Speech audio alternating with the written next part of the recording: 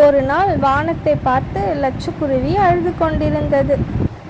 பகவானே, மழை பெய்கிற மாதிரி இருக்கே, என்னோட வீடு ஒழிவின்னு இருக்கே, நான் என்ன பண்ணுறதுன்னு தெரியலையே. உடனே ஆமை வந்தது. குருவியே, அழுவாதீங்க குருவியே, நீங்கள் சொல்வதை நான் கேட்டுக்கொண்டிருந்தேன். நான் உங்களுக்கு ஒரு தட்டு தருகிறேன், அதை எடுத்துட்டு போயிட்டு வீட்டுல வைங்க. உடனே லட்சக்குருவி ஆச்சரியமாக பார்த்தது.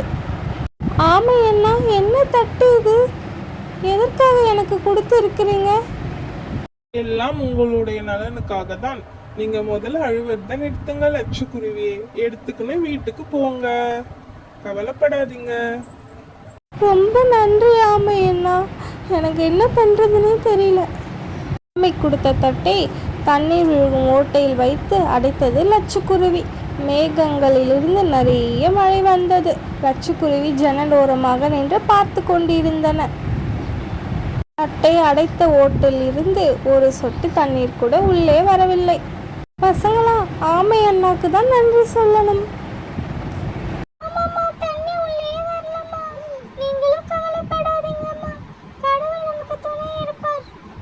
பசங்களை கரெக்டா சொன்னீங்க.